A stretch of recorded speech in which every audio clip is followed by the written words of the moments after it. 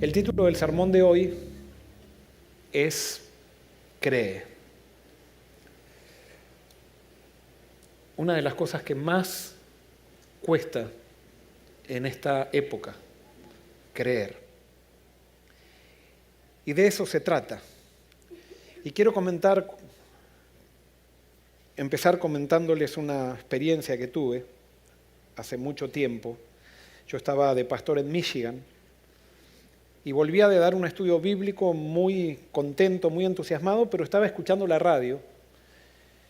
Y como había bastante distancia entre mi casa y el estudio bíblico, porque esa persona que le estaba dando estudios bíblicos vivía en otra ciudad, tenía como 1 hora de viaje de regreso, o 1 hora y media. Y mientras volvía escuchaba la radio y escuchaba un programa donde estaban entrevistando a un gran teólogo del Antiguo Testamento. Y eso me llamó la atención y comenzó a hablar sobre el Antiguo Testamento. Es uno de los eruditos más reconocidos aquí en Estados Unidos. Y entonces, después de hablar muy interesante, el locutor abrió el micrófono para los oyentes, para que hagan preguntas por medio del teléfono a este teólogo. Y un oyente empezó a preguntar, comenzó a dialogar, comenzó a hacer preguntas y comenzó un diálogo entre el erudito y el oyente. Y en determinado momento, naturalmente, el oyente le dice al erudito, porque usted cree que Cristo murió por sus pecados. Y hubo un silencio. Y el oyente de vuelta le dice, pero ¿usted cree que Cristo murió por sus pecados? Y nuevamente un silencio que todos, hasta yo sentí ese silencio, un silencio que se escuchaba. Y dice, ¿perdón, está ahí? Sí, dice, estoy acá. Quiero decirle que hace mucho tiempo yo soy un feliz agnóstico.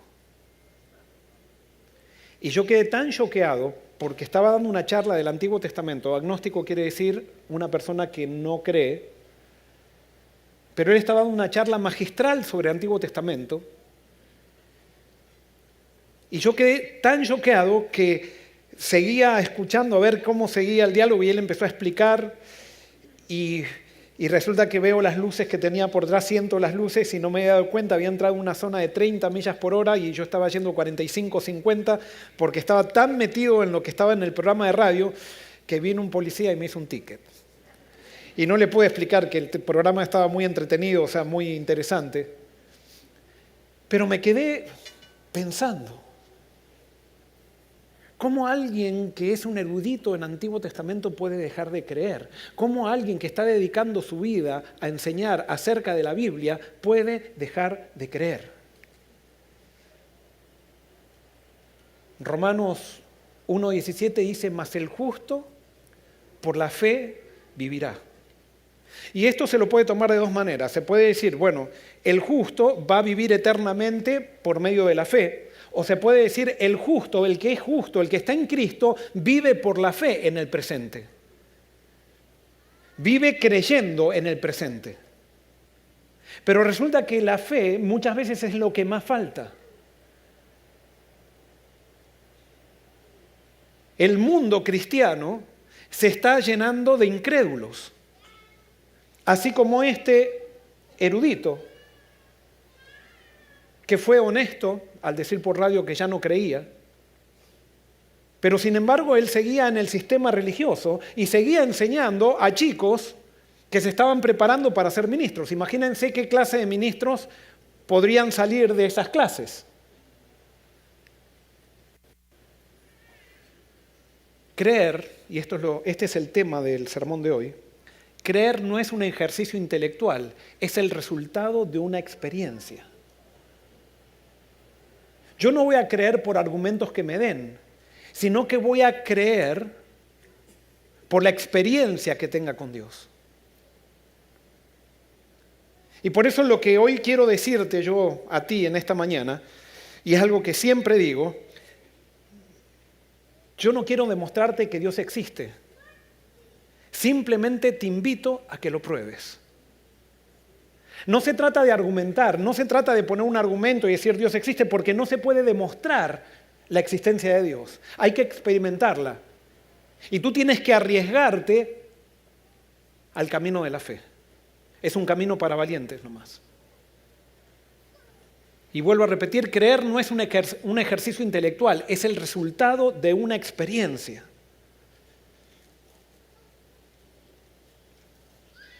Un bebé no sabe nada acerca de su madre.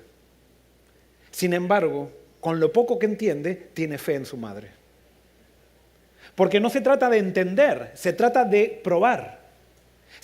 La fe es una experiencia relacional, no es una experiencia intelectual.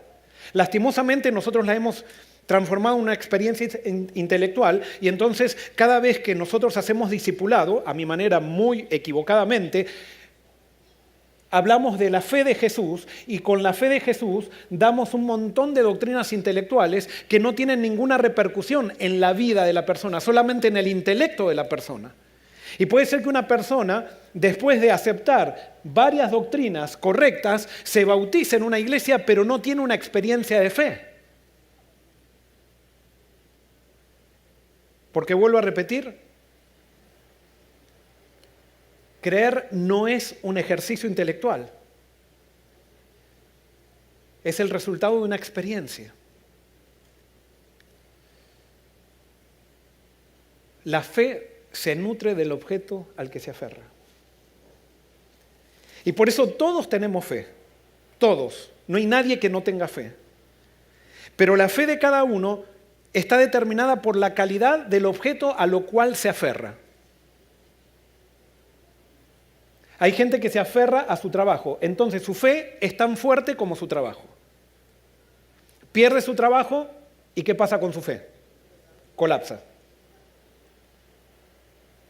Hay gente que se aferra, pone su fe en su cuenta bancaria.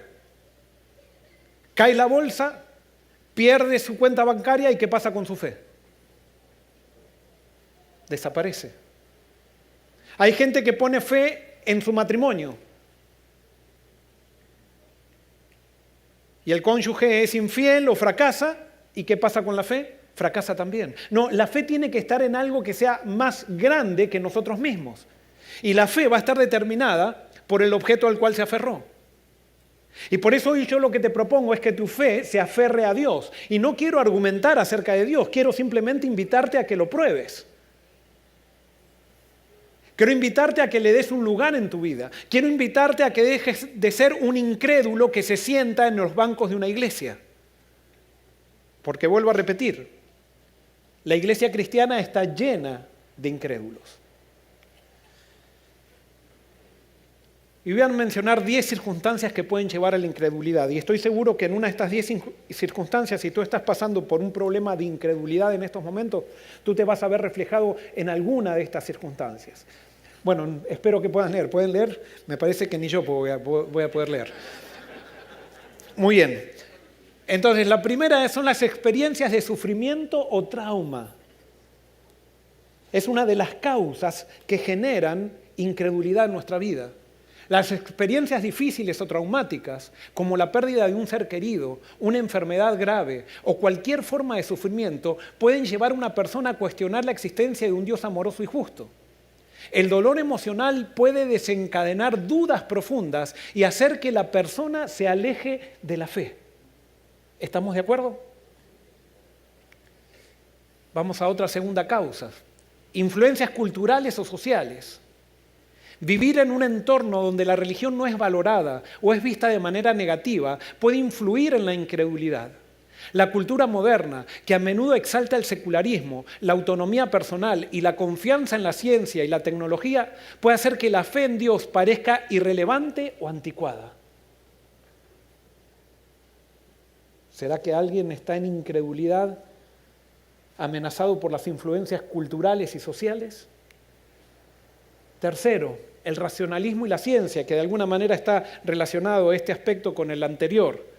La creencia en que solo lo que puede ser demostrado científicamente es real, puede llevar a una persona a rechazar la fe en lo sobrenatural. Para algunas personas la idea de Dios no encaja en un marco de pensamiento racionalista o empirista, lo que los lleva a la incredulidad. Como la fe no la podemos demostrar, como a Dios no lo podemos demostrar, entonces elijo no creer. Solamente creo en aquello que la ciencia demuestra. Y las universidades se han transformado en templos de la ciencia, pero si fuera que la ciencia se quedara tranquila, porque yo creo que la ciencia y la religión no se contraponen, pero muchas veces las tendencias científicas de esta época hacen que la religión no tenga nada que ver con la ciencia y como que fueran dos elementos totalmente opuestos, que no es así. Es más, en la ciencia se presentan teorías como si fueran hechos. Por ejemplo, la teoría de la evolución es una teoría que se necesita tanta fe como para el creacionismo.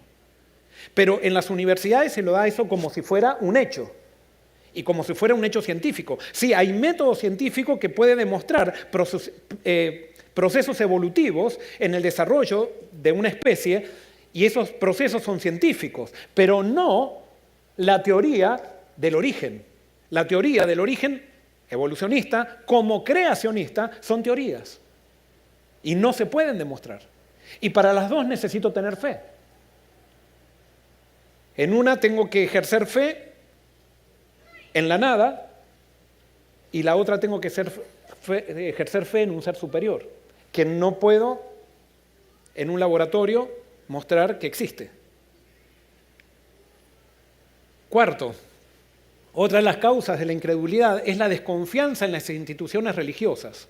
La exposición a escándalos, abusos o hipocresía dentro de las instituciones religiosas puede desilusionar a las personas y llevarlas a rechazar no solo la religión organizada, sino también la fe en Dios. La percepción de que la religión es una herramienta de control o manipulación también puede ser un factor. A mí me acusan muchas veces de estar en contra de las instituciones religiosas. Y quiero aclarar acá ahora de manera pública que no estoy en contra de las instituciones religiosas. Y eso creo que ustedes me han escuchado muchas veces. Estoy en contra de que las instituciones religiosas se usen mal. Estoy en contra de que confundamos a las instituciones religiosas con Dios. Porque las instituciones religiosas no son Dios. ¿Y qué son las instituciones religiosas? Las instituciones religiosas, quiero también aclarar, no son la iglesia tampoco. Cuando nos quieren hacer confundir a la institución religiosa con la iglesia, eso es un error teológico de graves consecuencias que no es bíblico. ¿Y qué son las instituciones religiosas? Son los medios que crea la iglesia para ser más eficiente en la misión. Son medios. ¿Son necesarios? Sí. Nos hace más eficientes en la misión una institución. Pero la institución no es la iglesia. La iglesia son los creyentes que tienen como Cristo, a Cristo como su líder, que tienen a Cristo como su cabeza.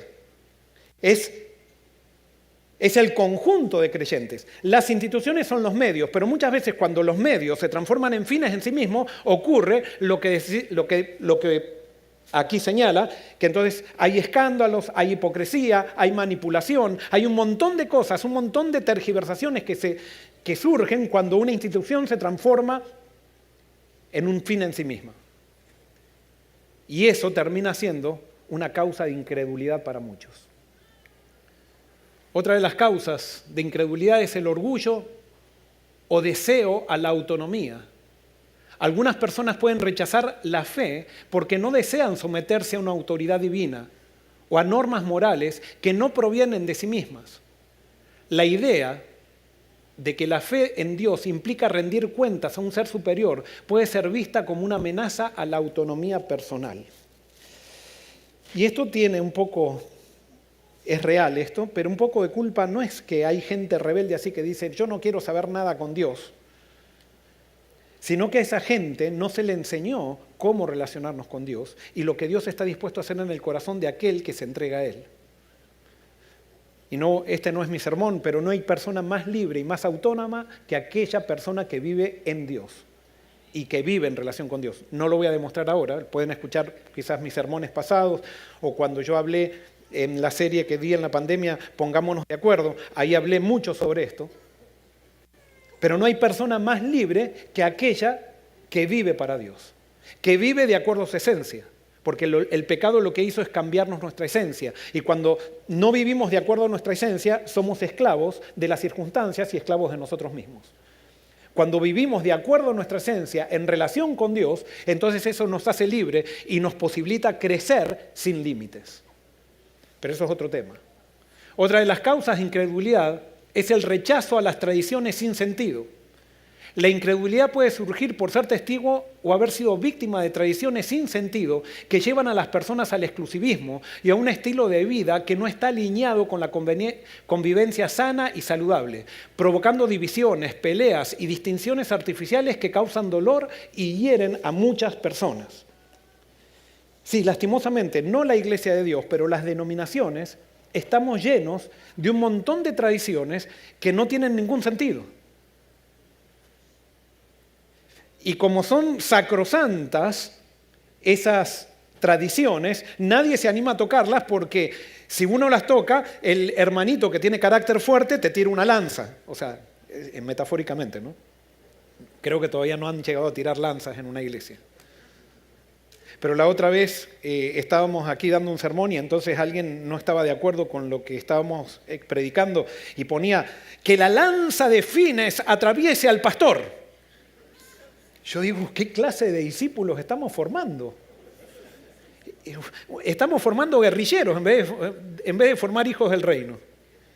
Pero todas estas cosas así sin sentido que se hacen dentro de las iglesias, viene alguien y eso les genera incredulidad, porque dicen, no puede ser. Una vez yo fui a otro país también y había una persona que quería entrar con camisa a rayas a la iglesia, y esto yo fui testigo, no estoy mintiendo, y el pastor de la iglesia exigía, y toda la iglesia exigía, que todos los que entren a la iglesia tenían que entrar vestidos de blanco.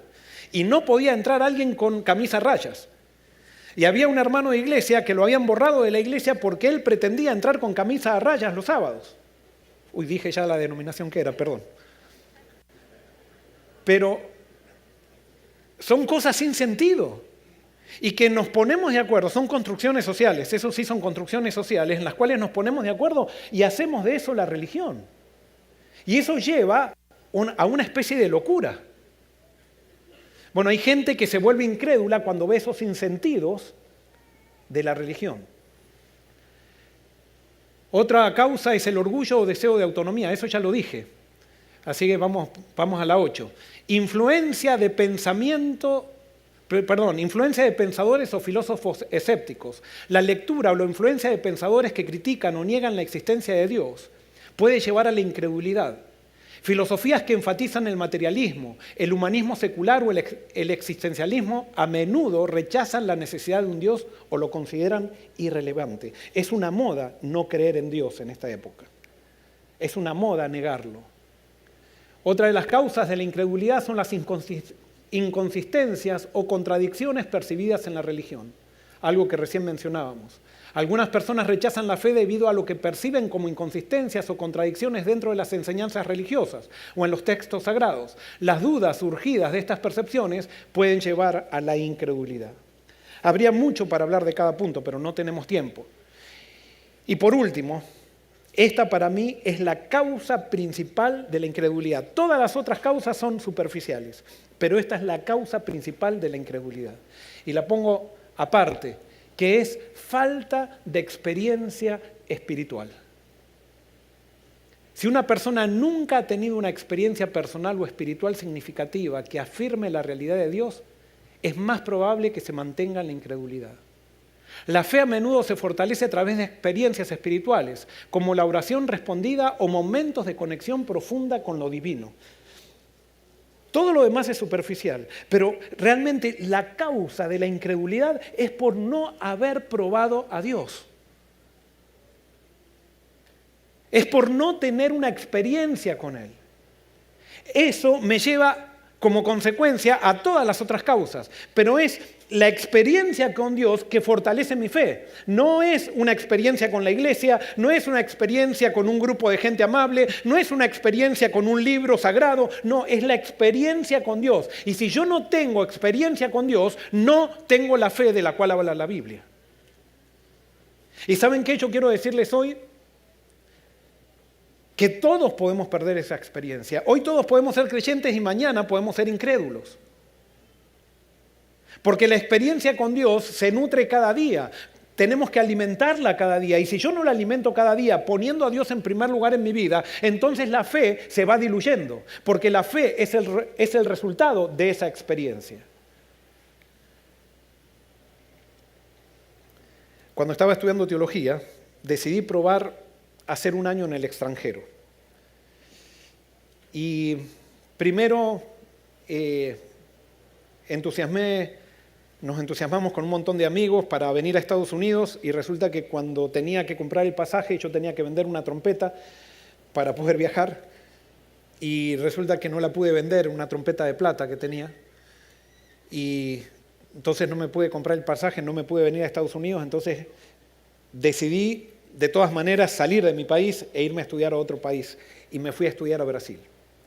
Y fuimos con un amigo a estudiar a Brasil. Y no había mucho intercambio entre brasileros y argentinos en esa época. Sí habían ido un grupo de brasileros a Argentina, a estudiar a Argentina, y se habían hecho amigos nuestros, y nos gustó tanto la experiencia que ellos vivieron en Argentina, que entonces nosotros dijimos, vamos a tener nosotros la misma experiencia yendo a Brasil, y nos fuimos a Brasil.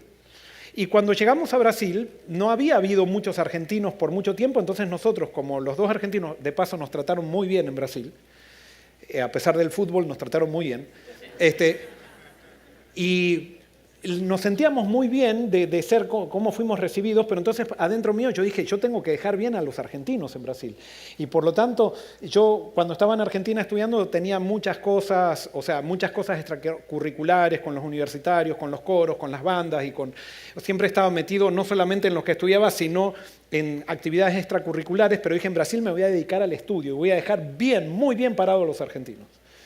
Y aparte que no sabía portugués, entonces me costaba un poco más, pero entonces tenía un horario y me metía en la biblioteca a estudiar y en un momento, como estaba estudiando teología y como me iba bien y como veía que estaba dando resultado eso de quedar bien, porque yo preparaba ciertas preguntas a los profesores y les decía, por ejemplo, en la pregunta cuando estábamos estudiando Romanos, le decía al profesor, ¿nosotros pecamos porque somos pecadores o somos pecadores porque pecamos? Entonces todos mis compañeros me miraban así como diciendo, qué erudito. Y yo lo había leído esa pregunta en otro lado, ¿no? Pero parecía como que yo la estaba elaborando. Y el profesor le gustaba también que yo lo motive intelectualmente y él me respondía y por lo tanto mis notas como consecuencia iban subiendo. Y como tenía muchos requisitos de lectura y realmente me encantaba la teología, me di cuenta que no me daba el tiempo para cumplir los requisitos si es que yo hacía mi devoción personal todos los días, porque yo me había acostumbrado, yo creo que lo conté en otro sermón, que había desarrollado el hábito de hacer mi devoción personal todos los días, cuando todavía no era muy constante en eso, pero me encontraba con Dios todos los días. E hice un hábito que lo llevé por muchos años, ese hábito, y lo llevo todavía. Y bueno, eso me había hecho crecer mucho espiritualmente, pero ahora como estaba estudiando teología dije, tengo que cumplir con los requisitos, y como los requisitos son teología, yo ahora mi devoción personal va a ser el estudio, voy a estudiar los libros de teología. Y bueno, comencé a estudiar los libros de teología en mi devoción personal y comencé a sacarme cada vez mejores notas. Es más, me pidieron hacer una monografía, me acuerdo que esa monografía era de Cristo, era de cristología, era la materia, que me fascinaba el tema de cristología, pero en determinado momento, mientras estaba en ese peregrinaje de sacarme buenas notas, de estudiar, de cumplir con los requisitos, resulta que comenzaron a surgir dudas en mi mente que nunca había tenido. Y llegué a dudar y a dudar y a dudar y a dudar de absolutamente todo. Hasta de la existencia de Dios mismo. Estudiando, ¿qué? Teología. Que teología es la ciencia de Dios, el estudio de Dios. Me desesperé, porque un vacío comenzó a nacer en mi vida. Y ese vacío se manifestaba en diferentes actitudes incluso. Y me acuerdo que yo había hecho esa monografía de cristología, me había salido tan bien la monografía, que una vez andando por los pasillos de la universidad, el profesor de cristología se acercó a mí y me dice, Joel, realmente me gustó muchísimo la investigación que hiciste de cristología, me gustaría usar tu monografía para algunos estudios que estoy haciendo, ¿vos me permitirías usarla? Y a mí me da vergüenza decirle, Y yo soberbiamente le dije, no, pero sí, seco, no. Y el profesor, o sea, yo si hubiera sido un argentino, el profesor le hubiera dicho, ¿y este qué se piensa? O sea, y quedó tambaleando y le dijo, pero es simplemente yo, no la puedo usar. Y seguí mi camino. Un orgulloso tremendo. Sin darme cuenta, no lo hacía a propósito diciendo yo soy orgulloso, no, pero una soberbia por mi conocimiento que no tenía nada que ver con el Dios del cual la teología hablaba. Y me empecé a desesperar porque esas actitudes comenzaron a surgir de una manera más frecuente y me daba cuenta que no eran parte de lo que yo estaba acostumbrado, pero eso es lo que hace la incredulidad. La incredulidad nos lleva a la soberbia. Y en ese momento, al desesperarme, fui a Dios y le dije, Dios, Señor, no sé qué me pasa. Y Dios me mostró, ¿qué pasó? Había dejado de buscar yo por mi propia cuenta a Dios. Había hecho de Dios un ejercicio intelectual, un requisito de teología, una manera que a través de definiciones yo me daba gloria a mí mismo. ¡Qué miseria! ¡Qué miseria! Y al darme cuenta de eso, tomé la decisión de renunciar a mis notas. No era que me iba a sacar un 0, pero quizás no iba a cumplir tanto los requisitos que tenía, quizás sacrificar mi promedio, pero voy a volver a tener mi devoción personal con Dios. Y volví a encontrarme con Dios cada mañana como lo hacía antes. Y de a poquito, no es de un día para el otro, de a poquito comenzó a surgir nuevamente la fe. Y no solamente eso, no me quedé conforme con eso porque yo sabía que la fe es dada para que nosotros la compartamos. La fe se nutre también de compartir aquello que Dios me da. Entonces pedí organizar una escuela sabática en español allí en la universidad y comencé a lo que yo estudiaba de Dios, no en la teología, sino en mi devoción personal a compartirlo con un grupo de gente que comenzó a crecer mucho. Y que nuevamente eso trajo nuevamente la fe a mi vida. Y después cuando pasaron algunos meses veía un perro caminar por la calle y yo decía un perro callejero. Y yo decía, ¿cómo pude dudar de la existencia de Dios si un perro callejero me dice que Dios existe? Y alguien puede decir, ¿y cómo te dice un perro callejero que Dios existe? Bueno, eso hay que probar a Dios. Y cada uno tiene una experiencia personal con Él. Pero por eso vuelvo a repetirte, yo no estoy tratando de demostrarte que Dios existe, simplemente te estoy invitando a que lo pruebes, a que lo pongas en primer lugar en tu vida. Porque la fe es un don, no es algo con lo cual nacemos, y por eso si eres incrédulo, eso sí es natural, eso sí es del humano. O sea, la incredulidad es algo natural a nosotros. Pero la fe es algo sobrenatural. Y entonces cuando yo tengo la fe, entonces puedo darme cuenta que hay una unión entre el mundo sobrenatural y el mundo natural, que cuando estaba en el mundo natural antes no me daba cuenta de esa dimensión. Y por eso alguien que está en la verdadera fe puede hablar con tanta certeza como alguien que es un científico que habla de sus fórmulas científicas. Porque para aquel que tiene fe, las cosas que no se ven son certezas. No son creencias, son certezas.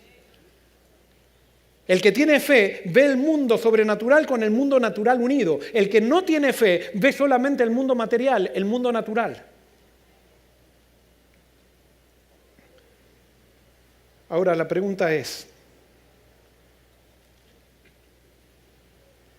la duda buena? ¿O es buena la duda? Fíjense lo que decía Aristóteles. La duda es el principio de la sabiduría. Sin duda, para Aristóteles no había sabiduría. Y pregunto, ¿es la duda buena? Y ahora en el mundo posmoderno te van a decir, por supuesto, si estuviéramos en un salón de una universidad, todos te dirían ¡sí! Así en coro, dirían ¡amén! No dirían amén, no sé cómo se dice en las universidades. No sé cuál es el amén secular, pero hay aménes seculares también. ¿Es la duda buena? Descartes decía, para investigar la verdad es preciso dudar en cuanto sea posible de todas las cosas. Eso decía Descartes. Y quiero decirles que Descartes era creyente. Descartes decía que era necesaria la duda para llegar a certezas. Y ¿saben qué? Yo en eso me alineo con Descartes. A veces es muy necesaria la duda para llegar a certezas. ¿Por qué? Porque muchas veces nosotros construimos cosas que no tienen que ver con la realidad y nosotros tenemos que poner en duda aquello que recibimos para poder analizar si realmente están de acuerdo con la realidad o no. Pero hasta Descartes no había mucho problema. Ahora el gran problema lo tenemos con el posmodernismo, con este filósofo, no digo que el problema es con este filósofo, pero él más o menos refleja el pensamiento de la época. Jean Baudrillard dice así: el simulacro nunca es aquello que oculta la verdad. Es la verdad la que oculta que no hay ninguna. El simulacro es verdadero. ¿Entendieron? A ver, él dice, el simulacro no oculta la verdad, sino que es la verdad la que oculta el simulacro. Algo por el estilo. Espero que estar entendiendo bien. El simulacro es verdadero. O sea, no hay ninguna verdad en realidad. Todo es un simulacro. Y eso es lo que enseña el posmodernismo extremo. Ojo, yo no estoy en contra de todos los principios del posmodernismo. Hay principios muy buenos que tiene el posmodernismo y tenemos que tomar lo bueno y desechar lo malo. Pero hay un posmodernismo extremo que nos lleva a dudar o nos lleva a no creer en ninguna certeza. Cuando tienes una certeza, eres una persona que eres un ignorante. Cuando tienes una convicción en el mundo posmoderno extremo, eres un fanático. No, y eso a mi criterio, ahora sí, a mi criterio está muy mal. Yo puedo tener convicciones, yo puedo tener certezas y no ser ningún fanático. El problema es cuando yo con mis certezas trato de imponerlas a los demás. Allí soy un fanático. Pero cuando yo tengo mis certezas y mis certezas me valen, eso me da rumbo en la vida. Pero el posmodernismo extremo nos lleva a dudar de toda verdad y a hacernos sentir culpables de las certezas que hemos desarrollado en nuestra experiencia. Intenta llevarnos de la tiranía de las formas a la tiranía de las percepciones de los sentimientos. Por ejemplo, en el mundo posmoderno extremo yo puedo decir, esto es una licuadora. Punto. Y alguien me puede decir, no, pero eso es un celular. No, para mí es una licuadora. O sea, es un celular por el hecho de que ustedes piensan porque tiene la forma de un celular, pero para mí puede ser una licuadora. O sea, hemos creado una construcción social de lo que es un celular, pero puede ser una licuadora. Y alguien puede decir, bueno, trata de licuar algo. Bueno, voy a intentar, y quizás intentamos licuar con esto, y decimos, bueno, es mi verdad. Así es el posmodernismo. No hay ninguna certeza. Todo puede ser verdad como todo puede ser mentira. Y eso lleva a una confusión tan grande, como no hay formas, porque ellos ven como la forma es la tiranía, o sea, todo lo que tiene forma, porque la forma de alguna manera identifica un contenido. No es que identifica, sino que contiene. Sin forma no hay contenido. No podemos ponerle énfasis en las formas, pero sin forma no hay contenido. Y esto nosotros sabemos que es una botella por la forma. Por el posmodernismo extremo, y por supuesto algún posmodernista me va a estar enojado con lo que estoy diciendo quizás, porque estoy como simplificando los postulados posmodernistas, pero el posmodernista extremo dice, eso no es una botella. Para mí eso, no sé, es una estatua. Y bueno, tenemos que creerle. Y entonces, como todo es una tiranía, todo es son mecanismos de poder que están. Yo lo defino como una botella porque necesito ganar plata, así se piensa. Necesito ganar plata, entonces necesito que todos crean una botella para que se tomen el agua. O sea, estoy hablando muy superficialmente, reduciéndolo a términos para que ustedes después, y yo sé que ustedes pueden definirlo mejor que yo esto, pero para los que están por primera vez entrando en los postulados posmodernistas en los cuales estamos todos de alguna manera amenazados, podamos entender y saber cómo son los principios del posmodernismo. Es por eso que los temas de género ahora están tan en boga. O sea, la forma no determina nada. Si yo tengo forma de un ser humano, pero me creo un perro eres. Y ahí, no sé si vieron, los otros días veía la semana pasada, un grupo de gente en Alemania que se creen perros y están todos ladrando, ahí en la calle ladrando. Porque ellos tienen percepción de que son perros. Y entonces, ojo, con decir que están enfermos, ¿eh? No lo vayas a decir porque es discriminación. Entonces, si alguien se cree perro, yo lo tengo que tratar como un perro. Claro, como un perro de acá del primer mundo, no como un perro de Argentina. Pero bueno, eso es otro tema. El problema no está en la duda. ¿Dónde está el problema? En cómo resolvemos la duda. El problema no está en la duda. Podemos dudar de todo, pero ¿cómo vamos a resolver la duda? Y allí es donde muchas veces fallamos, y allí es donde los cristianos muchas veces estamos fallando. Porque ¿cómo resolvemos la duda que se levanta en nuestra cabeza con respecto incluso a los mismos principios de la religión? Y entonces muchas veces nosotros resolvemos la duda que se levantan con respecto a los principios de la religión yendo a libros de filosofía, yendo a la universidad, leyendo a otras personas, pero no yendo a Dios. Y vuelvo a repetir, el creer no es un ejercicio intelectual. Es una experiencia, y es una experiencia con una persona. Por lo tanto, yo tengo que ir a Dios con mis dudas y presentarle sinceramente a Dios todas mis dudas. Fíjense lo que dice esta cita. Dios nunca nos exige que creamos sin darnos suficiente evidencia sobre la cual fundar nuestra fe. O sea, la fe no es algo ciego. Eso de fe ciega no existe. La fe se basa, y bueno, me estoy adelantando, no me adelanto, decía ahí, la fe se basa en evidencias, o sea, y las evidencias son racionales, yo tengo que usar la razón para tener fe. No, la fe no es algo irracional, pero llega un momento donde yo tengo que darme cuenta de que la fe, como es una experiencia basada en evidencias, yo no puedo con mi mente limitada captar totalmente a un ser que es más grande que yo. Si yo pudiera captar a Dios con mi mente, entonces querría decir que Dios no existe. O sea, si yo pudiera captar a Dios con mi mente, entonces querría decir que Dios es un ser humano y por lo tanto es un invento. Pero el hecho de que yo no pueda entender a Dios, eso es una afirmación de la existencia de Dios.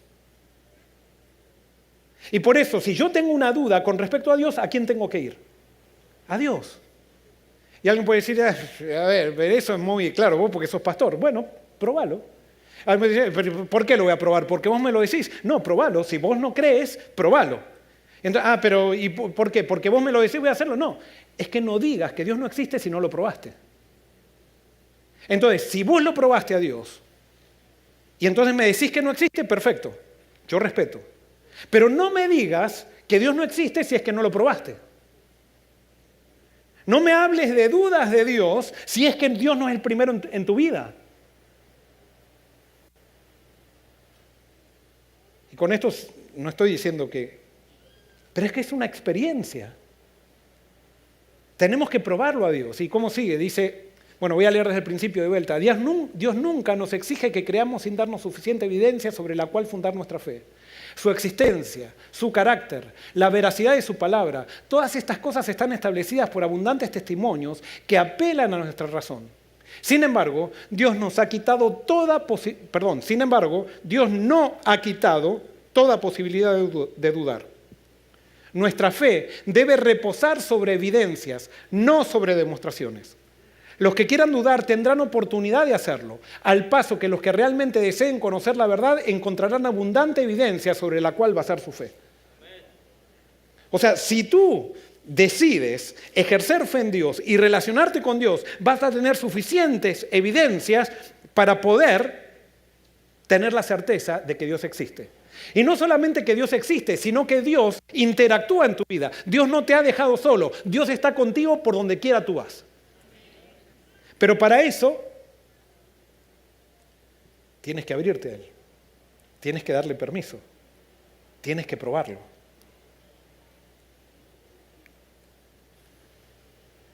Mateo 7, 7 y 8, Jesús dijo, pidan y Dios les dará, busquen y encontrarán, llamen a la puerta y se les abrirá, porque el que pide recibe y el que busca encuentra y al que llama a la puerta se le abre. Y quiero decirte, yo soy pastor, ya tengo 32 años de pastor. ¿Y saben qué? Muchas veces he caído en el pantano de la incredulidad. Pero he entendido que la incredulidad, ¿cómo se la resuelve? Se la resuelve. ¿Yendo a quién? Yendo a Dios. No la resuelvo hablando con mis amigos y escribiendo un libro, leyendo un libro, viendo un programa o algo en YouTube. No, la incredulidad la resuelvo con Dios. Y si Dios no existe, entonces cuando yo busque a Dios no voy a resolver nada. Pero si cada vez que tuve incredulidad fue a Dios y Dios me lo resolvió, quiere decir que Dios para mí existe. Y vuelvo a repetir, no te estoy invitando, o no estoy tratando de demostrarte que Dios existe, sino que te estoy invitando a que lo pruebes. Simplemente a que lo pruebes. ¿Fue Jesús tentado con la duda? ¿Sí o no? Sí. ¿Cuándo fue tentado con la duda? Y voy a dar un ejemplo nomás. En la cruz, pero específicamente cuando estuvo en la tentación, ¿se acuerdan? Yo no sé de dónde sacó Jesús, o sea, sí sé, pero hablando humanamente, ¿de dónde sacó Jesús que tenía que ayunar 40 días? Bueno, para él, Dios se lo dijo, porque él tenía una experiencia con Dios. Y Dios le dijo que ayune 40 días. Alguien puede decir que Dios le dijo con una voz. No, él tuvo una impresión, quizás, no sé, no me importa eso. Dios se manifiesta con cada uno de acuerdo a lo que cada uno cree. Y Dios le dijo que ayune 40 días. Cuando estaba al final de los 40 días, estaba demacrado, cuando parecía que Dios no se manifestaba para decirle come ya, parecía que todo estaba jugando en contra de él, se aparece Satanás como un ángel de luz. ¿Y qué le dice? Si eres el Hijo de Dios, convierte estas piedras en pan. ¿De qué quería hacerlo dudar Satanás a Jesús? Quería hacerlo dudar de lo mismo que te quiere hacer dudar a ti. Cuando te va mal, cuando no te dieron el trabajo que esperabas, cuando te va mal económicamente, cuando no te dan la promoción que querías, cuando te trataron mal, cuando tu hijo se descarrió, cuando tu esposa te dejó, cuando tu esposo te deja. Satanás le dijo, si eres el Hijo de Dios, haz algo para ver si realmente eres, porque a mí me parece que Dios te dejó. Si eres el Hijo de Dios, usa tu poder. O sea, si eres el Hijo de Dios debes tener poder. Entonces usa tu poder para convertir esa piedra en pan. Les hago una pregunta. ¿Jesús había hecho un milagro alguna vez? No. Así que podría decir, Jesús podría haber dicho, ¿seré que soy? A ver, piedra, convertite. ¡Convertite! Y la piedra no se convierte, entonces Jesús, no lo soy entonces. O Jesús podría haber dicho, piedra, convertite, y ¿qué hubiera pasado con la piedra?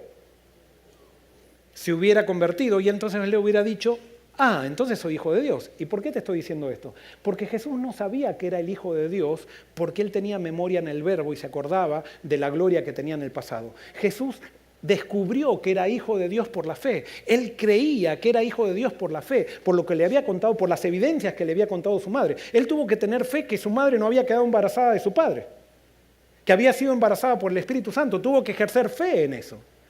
Él tuvo que ejercer fe que él era un personaje diferente porque él en sí mismo no sabía que era el Hijo de Dios. Él tuvo que descubrir por medio de la fe que él era Dios. Porque si él sabía por sí mismo que era Dios, entonces ya no estaba viviendo como hombre. Y si no estaba viviendo como hombre, entonces no nos podía salvar. ¿Se entiende? Imagínense la prueba de Jesús. Él tenía que creer que era el Hijo de Dios hecho, o sea, Dios hecho carne. ¡Qué responsabilidad! Así como nosotros tuvo que descubrirla. Y él tuvo que ejercer fe. Y ejerciendo esa fe, cuando Satanás vino con la tentación, él se recordó que hace 40 días, cuando se estaba bautizando, Dios, por medio de una voz, que él la entendió, pero no todos la entendieron. La gente pensó que era un trueno, mucha gente pensó que era un trueno. Había escuchado una voz que decía, tú eres mi Hijo amado en quien tengo complacencia. Dios muchas veces se manifestó en tu vida para decirte que tú eres hijo de Él. Muchas veces tú tuviste la convicción por medio de un sermón, por medio de una situación, quizás cuando estabas solo en algún lugar, por medio de una oración. Dios te dijo, tú eres mi hijo. Pero nosotros ponemos en duda esas revelaciones de Dios porque no nos es natural la fe. Pero tenemos que aprender a vivir por fe. Y cuando las cosas van mal en nuestra vida, tenemos que saber por medio de la fe que nosotros somos hijos de Dios y actuar de acuerdo a esa fe, actuar de acuerdo a la palabra de Dios, no de acuerdo a lo que sentimos, no de acuerdo a lo que vemos, sino de acuerdo a lo que Dios nos dijo. Y ese fue el triunfo de Jesús. Jesús tuvo tentaciones a la duda también. Hay 3 clases de incredulidad. Y perdonen, si 3 clases, no les pido perdón nada. Mi esposa me dijo que no tenía que hacer estas cosas. 3 clases de incredulidad. Una es incredulidad abierta, es la incredulidad que no permite aceptar la creencia. Es la incredulidad que, o sea, es el ateo abierto. Dice, yo soy ateo, yo no quiero saber nada, o sea, Dios no existe. Bueno, esa es un tipo de incredulidad. Después está la segunda, que es la incredulidad agnóstica. Es la incredulidad que da la posibilidad de la existencia de Dios, pero que realmente no se interesa en corroborarlo. El agnóstico no es un ateo. El agnóstico dice, yo no sé si Dios existe o no, pero si no existe no me interesa saber si no existe o si existe, que Él haga lo que quiera, yo vivo mi vida. Y que si Él quiere manifestarse en mi vida, que se manifieste, punto. Pero no me interesa buscarlo ni nada. Ese es el agnóstico. Pero el agnóstico tiene dos acepciones. Una tiene 2 variables, el agnosticismo declarado y el agnosticismo progresivo. El declarado es el que recién decía y el progresivo es el que resuelve las dudas a través de la razón y no de la experiencia con Dios. Hay un agnosticismo que surge dentro del cristianismo, que posiblemente haya muchos aquí en la iglesia, que cuando vienen las dudas, las trata de definir o aclarar esas dudas en base a su razón, pero no en base a buscar a Dios. Y saben que cada vez hay más agnósticos progresivos dentro del cristianismo, y dentro de la iglesia, y dentro de nuestra iglesia también. Y después está, para mí la peor, la incredulidad idolátrica. ¿Cuál es esta incredulidad? Es la materialización de Dios en un sistema religioso o una causa. Es incredulidad con respecto al mundo espiritual, pero cree en la necesidad y en la conveniencia de un sistema religioso que nuclee gente, la contenga y la movilice para fines benéficos o proselitistas. Y alguien puede decir, ¿por qué metes esto? Siempre estás metiendo este tema, Joel. Y lo que pasa es que de esto habla la Biblia. Y esto era la incredulidad que tenían los religiosos de la época de Jesús. Esta es la incredulidad de la cual habla el Apocalipsis, que el sistema cristiano final va a ser agnóstico. Agnóstico idolátrico. ¿Qué es la idolatría? La idolatría es la materialización de Dios. Por ejemplo, Dios decía que Él estaba en todas partes, que no necesitamos tener una estatua para creer en Él, Él está siempre con nosotros. Pero los que no creían decían, no, tenemos que hacer una estatuita para que Dios se manifieste ahí. Y cuando hacían la estatua, la hacían tan linda, tan hermosa, que sentían un orgullo por la estatua que hacían. Y entonces decían, este es nuestro Dios, porque al final lo terminamos haciendo nosotros, toda la gente lo admira. Y sí, nos arrodillamos delante de Él, pero en realidad lo hicimos nosotros. Y realmente hay mucha gente que cree que tiene poder y yo me doy cuenta que le hablo y nunca me habla, yo me doy cuenta que no come, que no hace nada. Entonces, el idólatra cree en su imagen, pero no cree en la realidad de Dios. Y esos son los que muchas veces se transforman los sistemas religiosos. Los sistemas religiosos, hay mucha gente en los sistemas religiosos que no cree en Dios. Hay dirigentes de sistemas religiosos que no creen en Dios. Creen en el sistema religioso, que es lo que crearon, muy lindo, muy organizado, la gente lo respeta mucho al sistema porque le pusieron oro, le pusieron perlas, le pusieron cosas, le pusieron arte, y entonces todo el mundo está maravillado con ese sistema religioso, pero realmente no creen realmente que hay un Dios. Simplemente creen en el ídolo que construyeron. Eso se llama en el Apocalipsis la bestia, que se le hace imagen a la bestia, se adora a un sistema religioso en el Apocalipsis. Estos idólatras, y alguien puede decir, ¿y cómo sé si yo soy un idólatra de un sistema religioso? ¿Sabes cómo? Y perdonen acá, Forecity. Si tenemos una junta, que decimos que Dios queremos que Dios se manifieste en la junta, y antes de la junta cocinamos ya lo que va a decidirse en la junta, eso quiere decir que somos idolátricos. ¿Por qué? Porque después llegamos a la junta y decimos que el Espíritu Santo se manifieste y todo eso, y resulta que ya cocinamos todo y manipulamos para que salga lo que nosotros queremos. Eso quiere decir que yo no creo en Dios, creo en el sistema, creo en la organización que tengo para llegar a fines, y lo voy a cuidar, esa organización la voy a cuidar porque me conviene. Hay una frase que dice, vos tenés que predicar, ser fiel al sistema y predicar lo que el sistema te dice. No, yo tengo que predicar lo que Dios dice, no lo que un sistema dice. Ah, no, pero ¿quién te paga el cheque? Es que yo no soy fiel a un cheque, soy fiel a Jesucristo. Ese es el principio. Cuando hay una persona es fiel al sistema, termina siendo como ese teólogo que estaba en la radio, que enseña teología del Antiguo Testamento y ya no cree, pero como le pagan un cheque, entonces dice lo que hay que decir. Entonces me paro acá y para lograr un bautismo digo esto, digo otro, toco el corazón de la persona para que pase, que esto que lo otro, lo bautizo, pero no creo. No es creer o reventar. Es hacer de Cristo una experiencia. No es una experiencia organizativa ni es una experiencia intelectual. Cristo tiene que ser viviendo en mí, tiene que ser el Espíritu Santo. Yo lleno del Espíritu Santo tiene que ser una certeza en mi vida para poder hacer religión. Si no, estamos jugando algo, pero no estamos. Los incrédulos idolátricos no creen en el versículo que dice, no es con ejército ni con fuerza, sino con mi espíritu. No, los incrédulos idolátricos dicen, es con ejército y con fuerza, porque todo el mundo utiliza el ejército con fuerza. Y si no utilizamos el ejército y la fuerza, somos unos tontos, porque todo el mundo lo hace.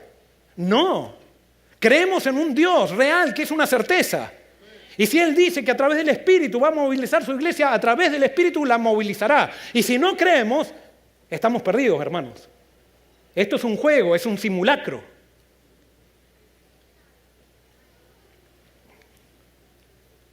¿Cuáles son las evidencias de la fe?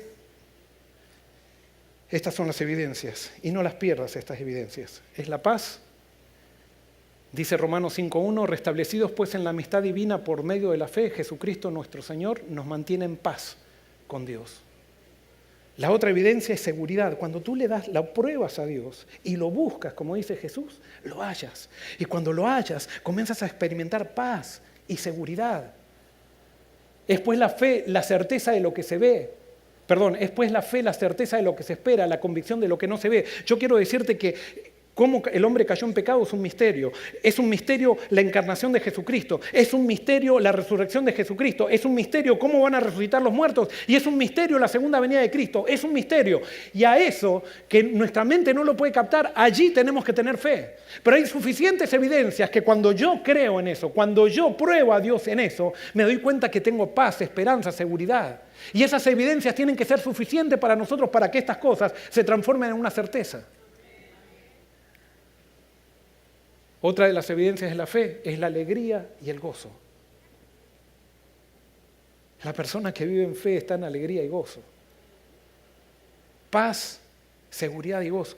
Y hay gente que ahora está en el proceso de la incredulidad, que en una época predicaban a Jesús y en esa época sentían alegría, gozo, seguridad y paz. Pero ahora yo ya veo que en ese progreso, por cuestionar todo, por utilizar la razón para resolver las dudas, por no entender por qué en la Biblia aparecen ciertas contradicciones, entonces ahora niegan la inspiración de la Biblia, niegan la divinidad de Cristo, niegan la segunda venida de Cristo y niegan todo. Y han perdido la paz, la seguridad, la alegría y el gozo, pero a pesar de que perdieron eso, prefieren seguir en incredulidad.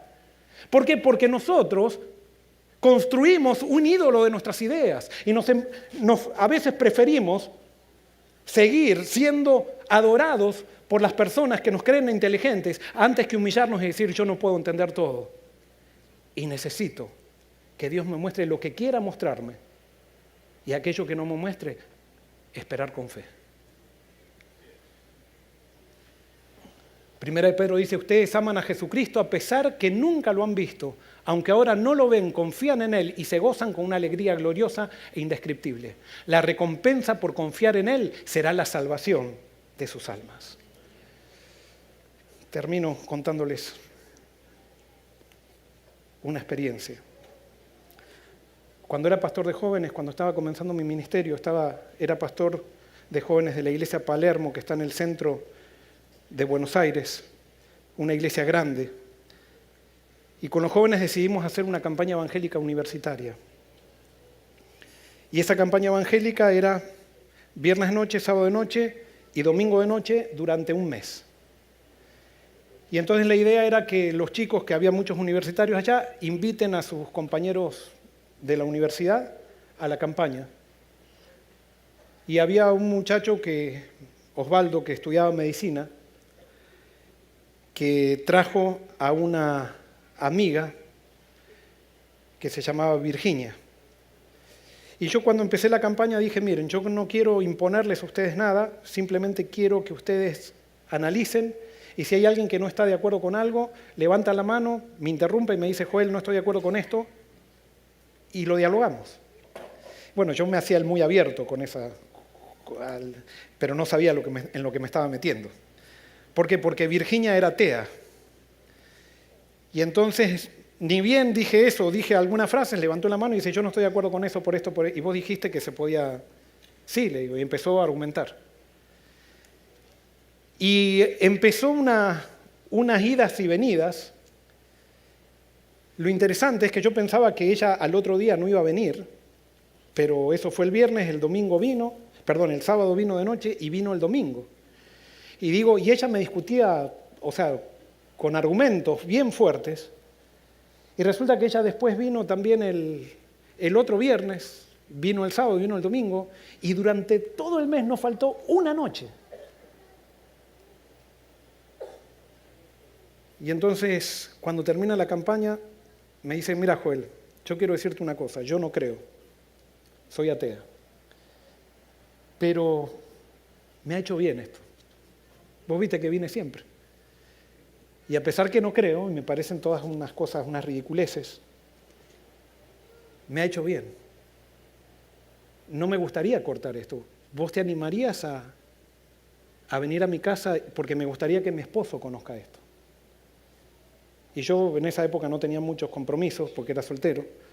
Entonces le dije, sí, está bien. Me dice, pero lo único que mi esposo sale del trabajo a las 9 de la noche, llega a casa a las 10 de la noche, tenemos que cenar y entonces el estudio comenzaría a las 10:30, 11. Está bien, le dije. Y entonces fui a la casa.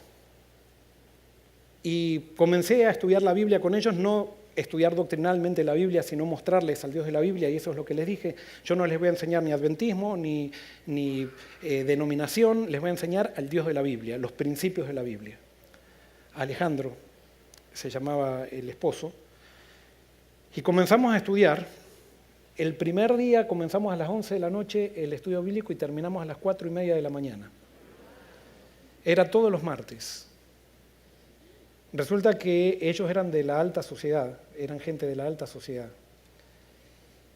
Y ellos comenzaron, me recibían muy bien. Hubo un día que amanecimos estudiando la Biblia, o sea, salió el sol y estábamos todavía estudiando la Biblia.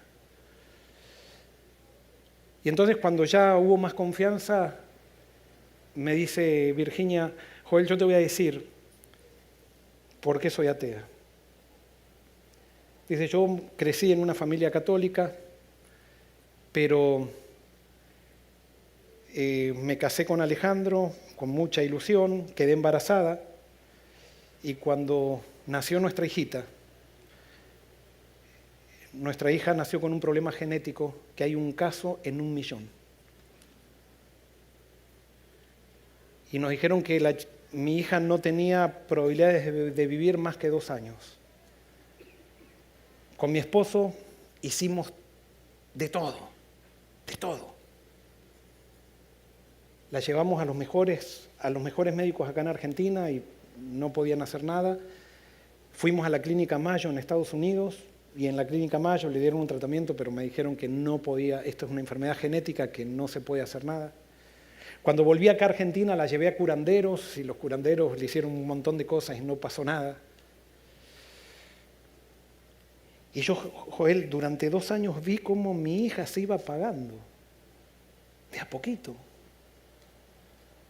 Una cosa es, vos todavía, yo no estaba casado, dice, vos no sabés lo que es tener hijos y vos no sabés lo que es ver un hijo que se va apagando de a poquito y yo le decía a Dios, ¿cuántas veces le pedí a Dios que la sane? Y Dios no la sanó. Y ella se iba muriendo y yo no podía hacer nada, mi esposo no podía hacer nada. Comenzamos incluso a tener problemas con mi esposo, a tal punto que en algún momento tuvimos tantos problemas que amenazamos con separarnos. ¿Dónde está Dios, Joel? ¿Dónde está? Entonces yo le dije a Dios, si no haces nada, quiere decir que no existes. Y entonces me hice yo, mi hija murió, se hizo la misa en la catedral, con todos nuestros amigos y todos nuestros amigos decían, hay que tener fe, vieron esas palabras que se dicen en los velorios. El destino. Dice, pero Joel, yo vine acá a la casa y me senté en la silla, me señaló el patio, era de noche, me senté en esa silla a las 12 de la noche. Y le dije, Dios, empecé a decirle a Dios, Dios, si vos hoy no me explicás por qué murió mi hija, yo desde ahora me transformo en la más grande atea que existe.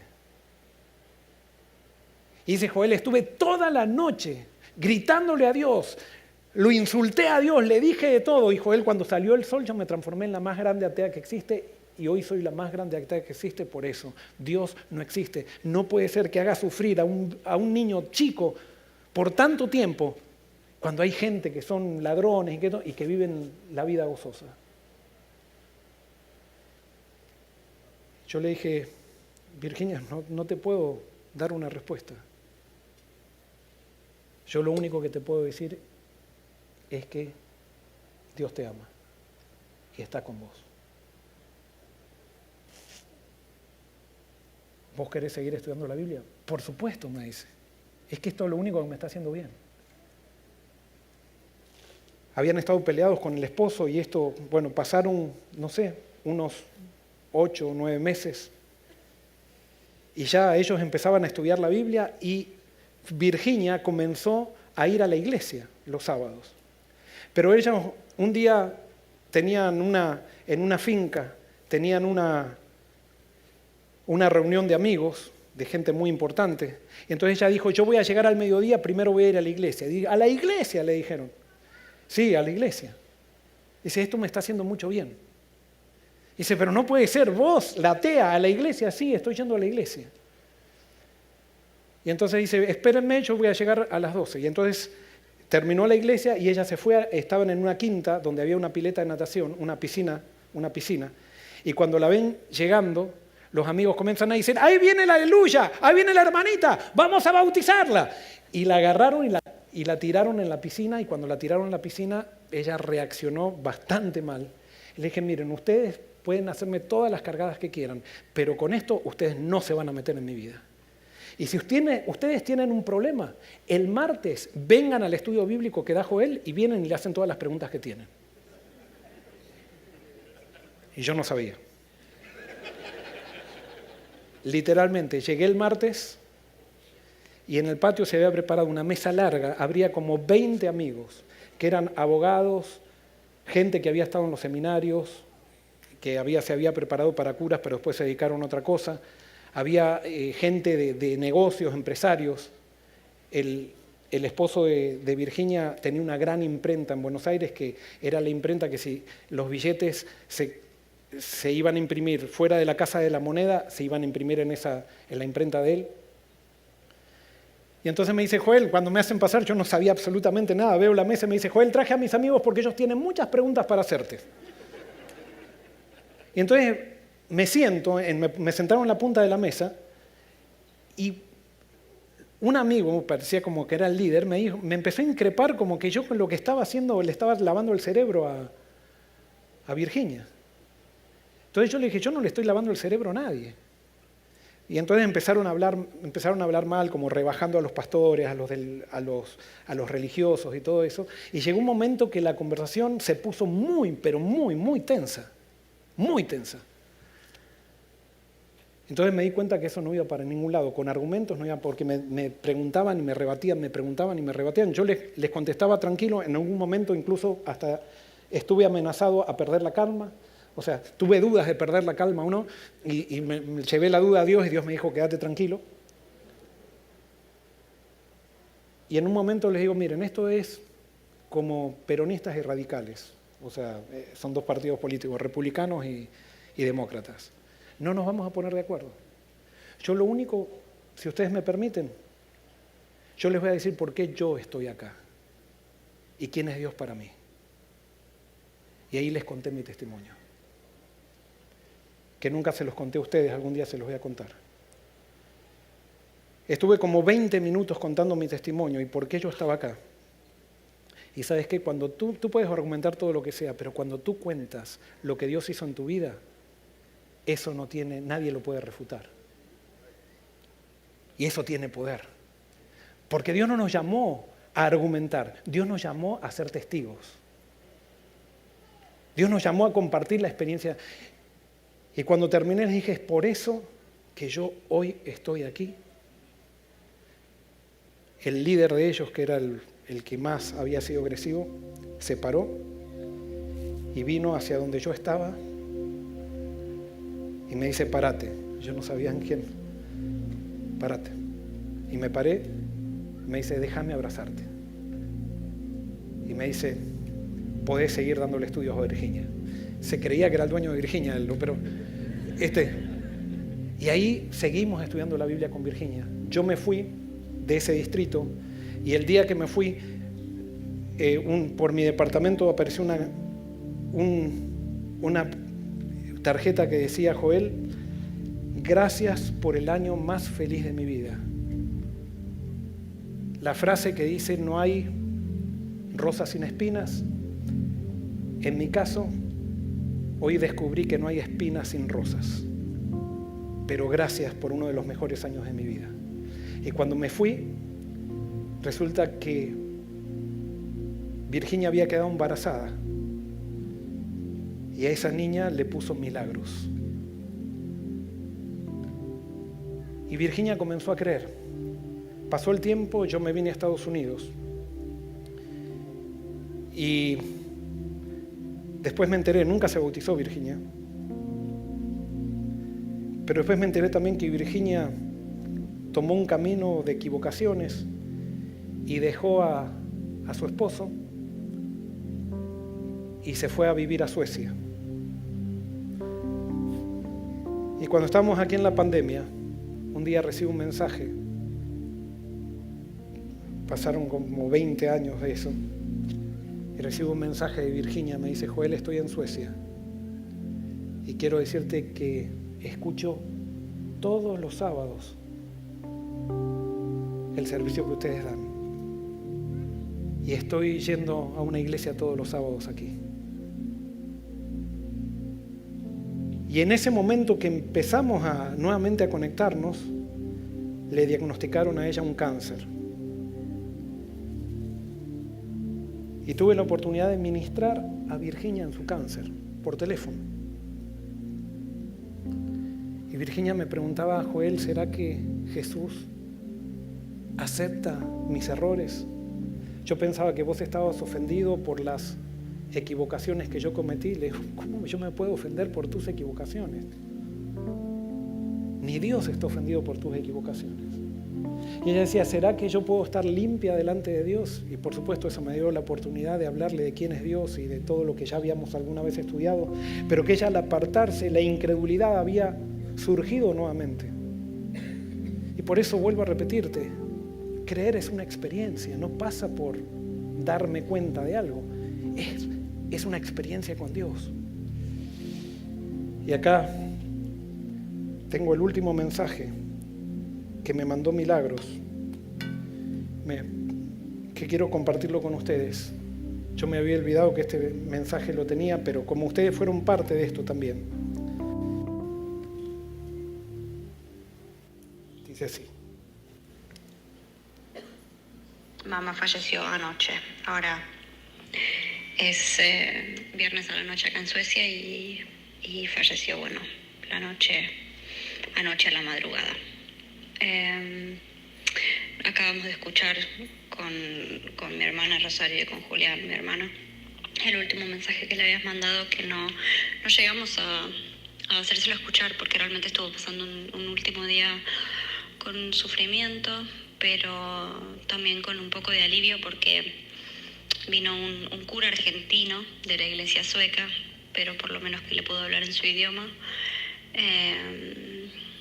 Y eso también le trajo mucha paz. Así que tuvo un alivio y pudo sentir que iba con Dios y que iba en paz. Y ya, bueno, falleció justo después de que la trasladaran a una unidad de tratamiento paliativo. Así que creo que también el sentir que ya estaba llegando a su última parada hizo que ella se entregara un poco, por así decirlo.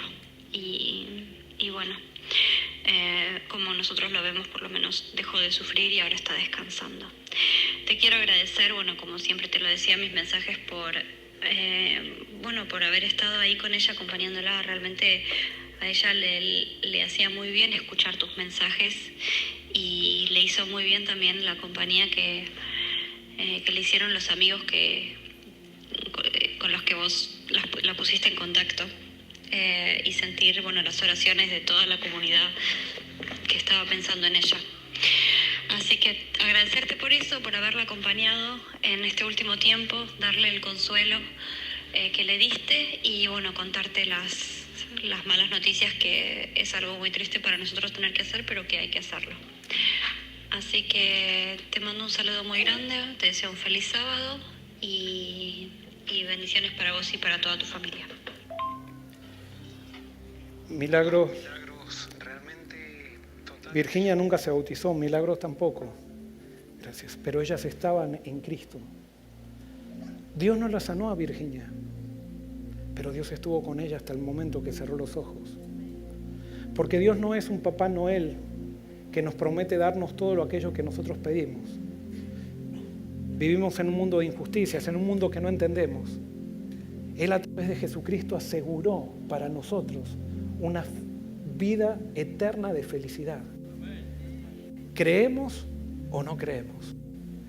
Y él le puede decir, yo no puedo creer en algo así. Lógico, es que creer no se trata de convencerte de que Cristo viene, sino que tú tienes que empezar a tener una experiencia en Cristo, para que Cristo sea una realidad de todos los días en tu vida, para que lo lleves al trabajo, lo lleves a tus negocios, lo lleves a la universidad. Cada problema que tengas, lo presentes a Él. Cada duda que te surja en la mente, en vez de tratar de solucionarla con libros y eso, ve a Dios. Y Dios en Jesús te va a dar la fe. Esa fe que considera como certeza aquello que no ve. Por eso, no estoy tratando de demostrarte que Dios existe.